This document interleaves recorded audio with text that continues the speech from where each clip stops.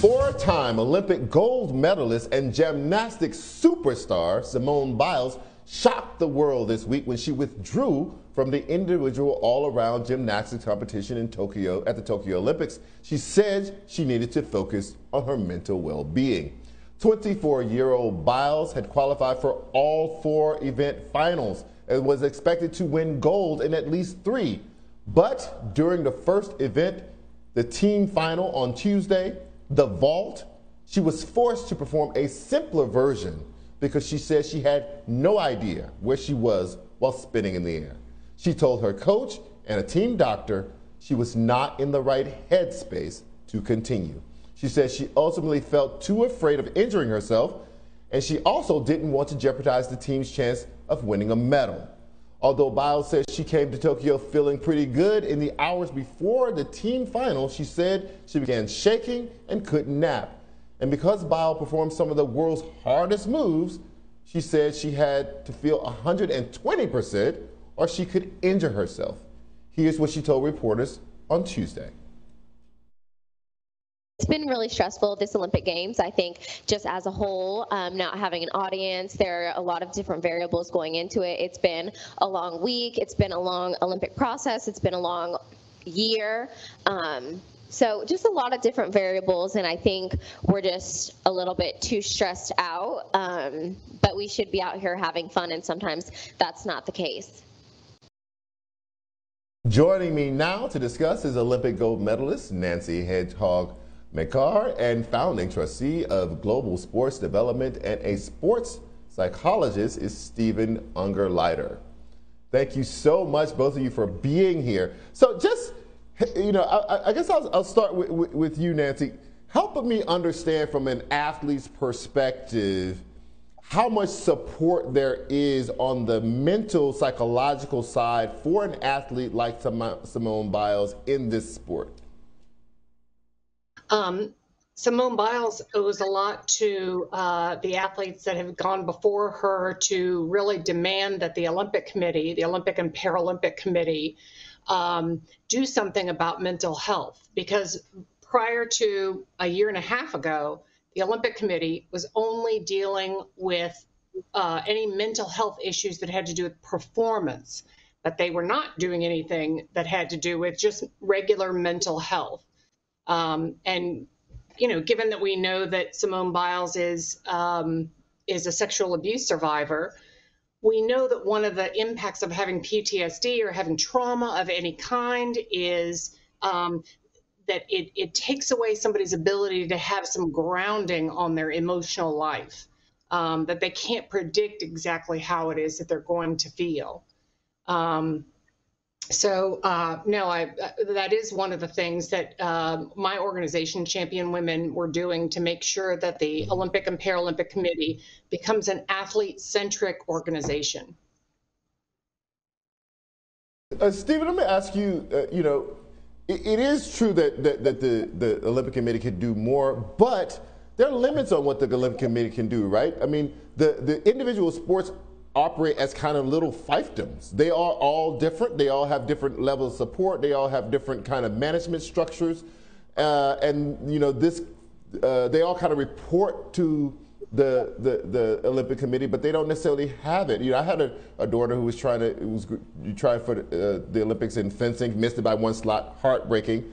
But, you know, they provided mental health services at their training camp. My daughter also had a sports psych and a personal psychologist. I mean, there were just a lot of people around her helping her out. How can the Olympic Committee, by dictate or fiat, make this happen? Absolutely, and my dear friend Nancy Hogshead is articulated beautifully. Yes, they can do more. Yes, they should do more. And prior to a year ago, they were focused on performance and, you know, winning medals. And now there's more that's going on. We have heard recently of some programs. There's new leadership at the USOPC, the Olympic Committee. You mentioned the different fiefdoms. So within the umbrella of the U.S. Olympic and Paralympic, there's 28 federations, and of course gymnastics is one of them.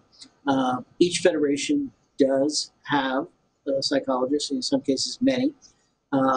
In regular times, not COVID times, psychologists and other support staff travel with the team and are there 24/7.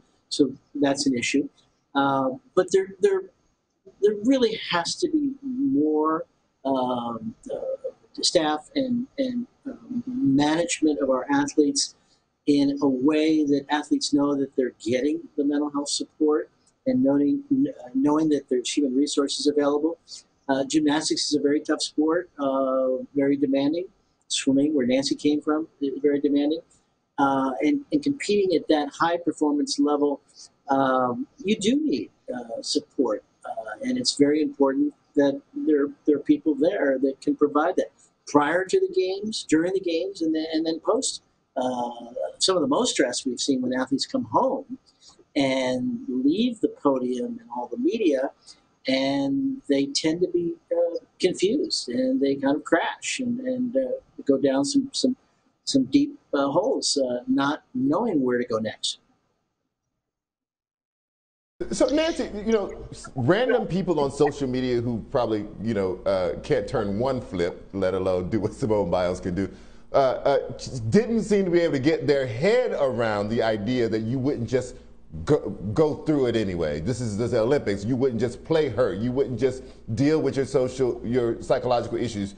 Why are you being so soft? Why aren't you tougher? We are Americans. We came to win. How does an athlete, how do you process what's happening, the backlash she's facing online?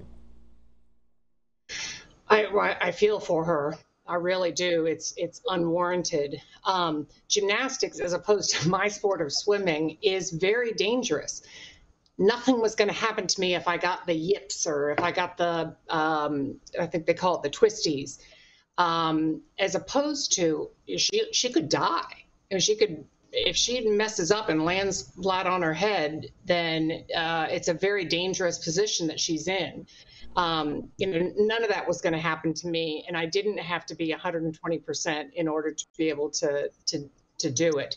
I mean, one of the things that athletes are usually pretty good at is being able to get in the zone and being able to get their adrenaline levels up and down. They're very good at being able to, be able to do it and be able to get mindfulness training, so that when that gun goes off or when it's time to go, that they really can focus. I kind of describe it as that once you're in the zone, that you don't have to do a lot of thinking, that you can really rely on all that muscle memory and the years and years of practice that have gone before then.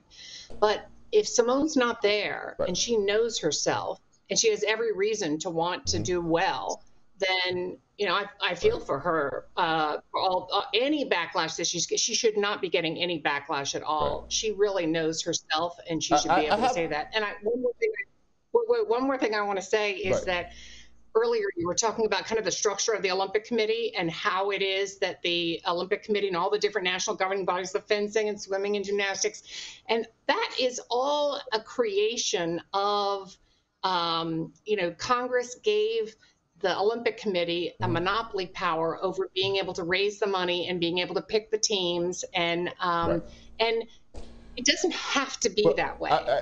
And I think I hate to interrupt you, but they're telling me we're out of time. I'm going to have you back. The dynamic duo of Nancy and Stephen will be back so we can explore the mental health of our amazing athletes in Tokyo. Thank you so much for joining us tonight.